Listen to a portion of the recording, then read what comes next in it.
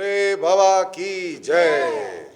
So, brothers and sisters, today on the auspicious day of Maha-Ashtami, we worship the Divine Mother in the form of Mahagauri.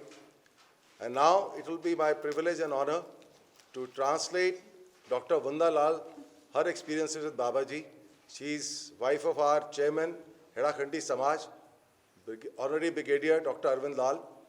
And her, in fact, marriage had the stamp of validation from Babaji. So she'll be sharing her experiences shortly. And she's a very able doctor and an extremely kind and generous person. And I have personally a lot of respect for her. Over to you, Vanda ji.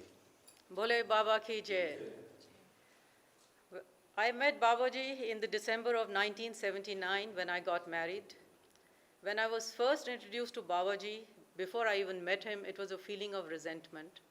But gradually I realized what he was.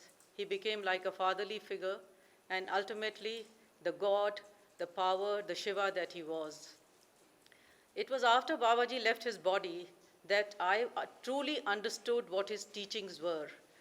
And it was many years later when in depth I could understand what Babaji meant by truth, simplicity and love.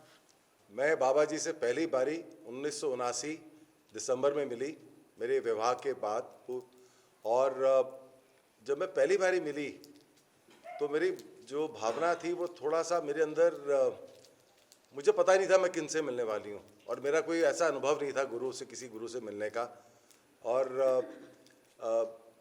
जब मैं उनसे मिलने के बाद मुझे अनुभव हुआ कि वो तो भगवान साक्षात शिव थे तो साक्षात ईश्वर थे वो और जब मैंने उनके साथ 4-5 साल का मौका मिला उनकी महासमाधि से पहले मुझे धीरे धीरे समझ में आया कि वो तो साक्षात शिव हैं और उनके महासमाधि लेने के बाद धीरे धीरे करके जैसे मैं अपनी उनकी प्रति मेरा भाव बढ़ता गया मुझे धीरे धीरे समझ में आया कि जो सत्य सरलता और प्रेम का जो उनका संदेश था और उन्होंने जो भी अपनी टीचिंग्स उन्होंने जो भी संदेश दिया वो मेरे को धीरे धीरे करके मेरे अंतर्करण में मैं उसको समझ पाई Babaji's first teaching was truth. It is not just speaking the truth what he meant. What he meant was what is the absolute truth. And the absolute truth is that he was the absolute, the consciousness, the source, the God. That part of that consciousness is in all of us. That was the true meaning of truth, that we think we are subjects, we think that we govern the world, we form judgments on other people, but actually that is not the truth. The truth is the philosophy of Advait or non-dualism, where we and the other individuals in society or humanity are not me versus the other, but it is me and the other. So what is most important is and the other. It is the other person in whom also the same truth lies as it lies in you. And that is what we must realize, that is the absolute truth. बाबाजी का जो सर्वप्रथम संदेश था और उनका वो था सत्य पर सत्य क्या है एक तो सत्य होता है जो व्यवहारिक सत्य होता है जो हम बोलते हैं उसमें भी हम बहुत झूठ बोल जाते हैं हम होते खेड़ा खान में बताते हैं हम रानी खेत पे हैं पर वो व्यवहारिक सत्य और झूठ है पर एक परम सत्य है ये परम सत्य क्या है कि जो बाबा जी थे महाराज थे वो प्योर उस जो कॉन्शियसनेस है जो एक डिवाइन शक्ति है जो ईश्वर की शक्ति है वो थे और वो शक्ति सब में है अगर हम अद्वैत के सिद्धांतों से चले कि वो जो ईश्वर मेरे अंदर है वो सब में है पर क्या होता है कि हम दूसरों के ऊपर टिप्पणियां करते हैं ये अच्छा है ये बुरा है क्योंकि वो हम अपने अज्ञान से करते हैं हम अपने अज्ञान के कारण दूसरों के अंदर कमी देखते हैं उनके अंदर हम उनकी निंदा देखते हैं उनके अंदर पर सत्य में ये मैं और मेरा कोई दूसरे के प्रति जो एक भाव होता है द्वेष का वो हम जनरली या घृणा का भाव होता है कि वो मेरे अगेंस्ट है मैं उसके अगेंस्ट हूँ मुझे उसका विचार जैसे ही हमारा किसी से विचार जो सब्जेक्ट जो बोल रही थी वंदा जी कि सब्जेक्टिव हो जाते हैं हम अगर किसी के मेरे से विचार नहीं मिलते तो खराब है ऐसा नहीं है जो ईश्वर हमारे अंदर है वही ईश्वर कण कण में और सर्वत्र में है सब में वो ईश्वर है अगर हम ये भाव कर लें कि मैं और वो हम सब एक ही हैं मेरे में और उसमें फ़र्क नहीं है तो यही परम सत्य का भाव है जो महाराज खुद थे और खुद हैं और रहेंगे The absolute truth is actually that we are not subjects. Subject is only one, and that is God, the source or the consciousness, or Babaji, as you can call him by any name. We are equally like the plant kingdom, the animal kingdom, the stones, we are also the objects. We live life as it comes to us, and that is what we must realize, that the truth is only one, and we are only the objects who have to follow what life puts in front of us. तो हम अपने आप को एक अहंकार, अपनी जो ego होती है उसके कारण अपने आप को एक हम अपनी एंटिटी बना लेते हैं, अपने आप को सब्जेक्ट बना लेते हैं कि मैं ऐसा हूँ, मैं वैसा हूँ, वो दूसरा ऐसा है।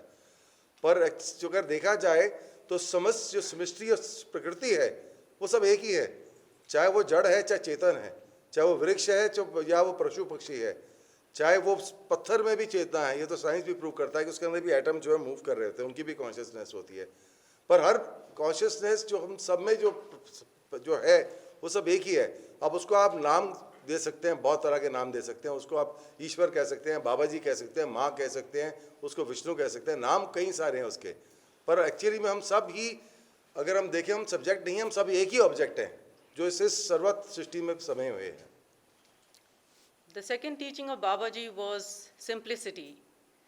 Life is actually very simple. There was a very famous philosopher, Confucius, who said that life is simple, but we complicate it.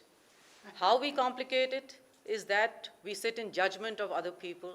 We analyze every situation a lot.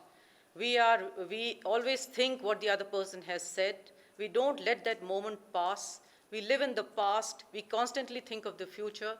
But if you live in this moment, that is the truth, and that is what will make your life simple. So we have to lead our life simply by being a witness to what is happening. Life can be good, bad, or ugly, but we have no choice, we have to live it. महाराज का दूसरा जो संदेश है वो सरलता है। पर सरलता क्या है? सरलता को जानने के लिए हमें सबसे पहले हम क्या करते हैं कि हम हर प्रति वक्त क्षण हम क्या कर रहे होते हैं, हम दूसरे के अवगुणों को देख रहे होते हैं कि वो ऐसा है, वो ऐसा है, वो ऐसा है, वो ऐसा है, उसके हम, और साथ में हम उसको ये नहीं देखते वो ऐसा वैसा है, और उसके बाद बैठ के हम उसके ऊपर टिप्पणियाँ भी देते हैं, हम मूल्यांकन करते हैं उसके ऊपर। हम अपने आप को तो जानते ही नहीं है, पर दूसरों के बारे में हम सब कुछ बोलते हैं। और जो कन्फ्यूशियस था, एक चाइनीज थिंकर था, वो कहता है जीवन जो है बहुत सरल है, पर जो इंसान का जो दिमाग है ना, जो उसका मन है, वो उसको गुंजलों में डाल देता है, उसको बहुत ही कठिन बना देता है उसको, जबकि सब कुछ सरल ही है एक्चुअली में। और हम क्या करते हैं, हर चीज़ में कर्ता भाव ले आते हैं। पर अगर हम दृष्टा बन के सब कुछ देखें, और जनरली हम क्या, अगर आप देखें ज़्यादातर किस्सों के अंदर हर व्यक्ति या तो उस भूत में होता है, वो भूत के बारे में सोच रहा होता है कि उसने ऐसा कहा था, ऐसा हुआ था, वैसा हुआ था। मन पीछे की तरफ होता है, या आगे के, या पीछे जब देख रहा होता है तो उसके मन में सिर्फ वो सोच विचार होते हैं कि कंप्लेन करता है, देखता है कि कहाँ पे क्या गलत था, उसको एज इट इज़ नहीं देखता, उसको दृष्टा बन के नहीं देखता, या वो भविष्य के बारे में सोच रहा होता है। पर एक्चुअली में तो अगर आप सत्य को देखेंगे, सरल भाव में देखेंगे, तो जो सत्य है वो इसी ही क्षण के अंदर है, यही क्षण जो है वो अपने आप में सत्य है। The last teaching of Babaji was love. This doesn't mean just physical love. What he meant by love was to have compassion for fellow human beings, to always live your life in gratitude.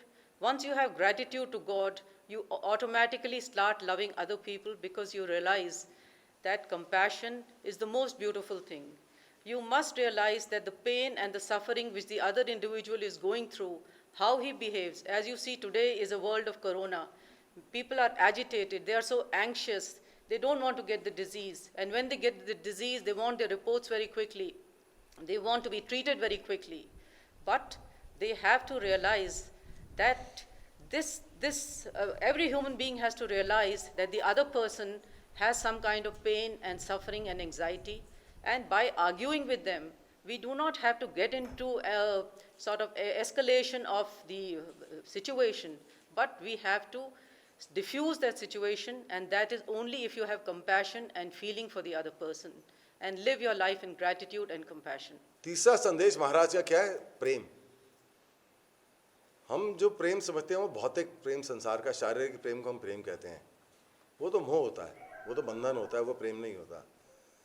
प्रेम अगर आपको करने के लिए वो अवस्था ऐसी होती है जब हम अपने आप को दूसरों में देखते हैं।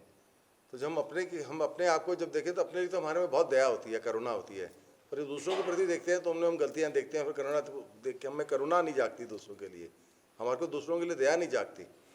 पर जो सत्य में अगर आप देखा जाए, अगर प्रेम अगर आपको संसार में है तो आप सर्वत्र से प्रेम करते हैं। आपके प्रति दिल मन में दया सबके प्रति भावना होती है, हर व्यक्ति के लिए, हर हर क्षण के लिए।